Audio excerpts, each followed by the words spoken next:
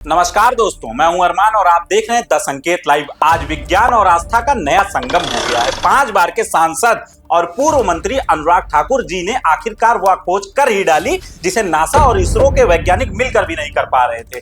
जी हां, हमें आज पता चला है कि पहला अंतरिक्ष यात्री गागरिन नहीं बल्कि हनुमान जी थे। अब आप सोच रहे होंगे कि यूरी गागरिन 1961 में अंतरिक्ष की यात्रा किए थे, पर यह तो अंग्रेजों की साजिश थी। असली सच्चाई ये नहीं है। असली सच्चाई तो ये है कि हजारों साल पहले हनुमान जी छलांग लगाकर सूरज तक पहुंच गए थे। बस फर्क इतना है कि वहां वोस्टोक 1 स्पेसक्राफ्ट नहीं था, बल्कि हनुमान जी डायरेक्ट पहुंच गए थे। लेकिन सवाल यह है कि अगर यही शिक्षा का नया पैटर्न है, अंतरिक्ष में यात्रा करने वाला पहला कौन था?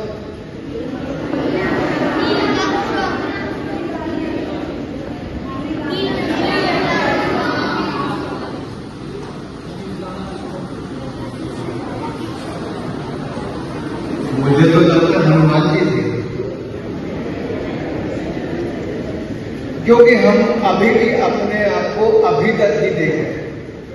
हम अपने हजारों वर्ष पुरानी परंपरा, ज्ञान, संस्कृति, जब तक हमें उसका ज्ञान नहीं होगा तो जो अंग्रेजों ने दिखाया हम वहीं तक सीमित होकर रह जाएंगे।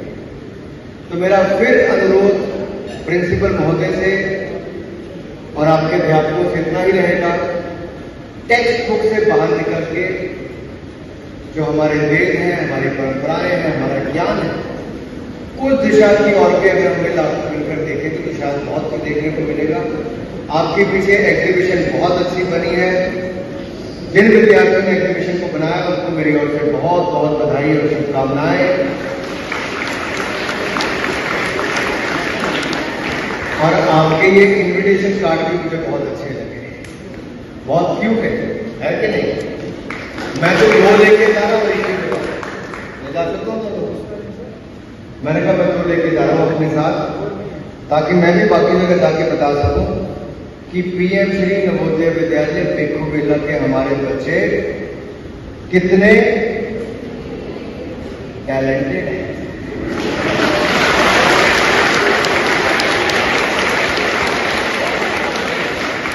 तो एक बार फिर आज शानदार कार्यक्रम के लिए आपको बहुत बहुत बधाई।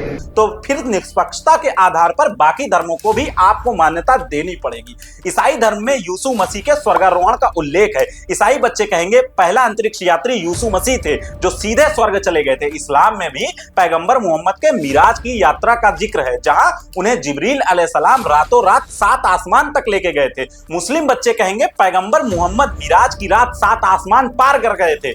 ये हुए पहले अंतरिक्ष यात्री। यूनानी मिथक में फेथॉन और इकरस जैसे पात्र आकाश और सूर्य की ओर उड़ने की कहानियों में आते हैं। ग्रीक वाले कहेंगे इकरस सूरज के पास उड़ कर गए थे। अब सोचिए, कल को इंटरनेशनल कॉन्फ्रेंस होगी और अलग अलग धर्मों के बच्चे खड़े होकर बताएंगे पहला स्पेस ट्रेवलर्स मेरा भगवान, मेरा पैगंबर, मेरा मिथक था।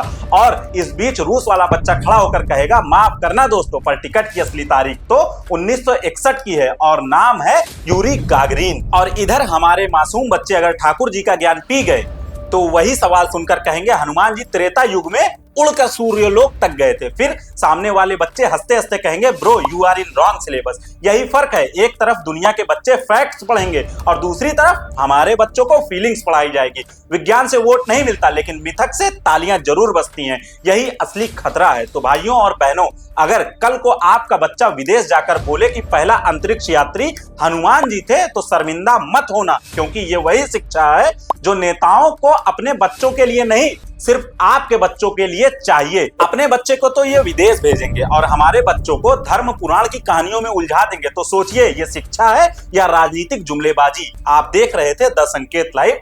मिलते हैं अगली वीडियो में, तब तक के लिए धन्यवाद।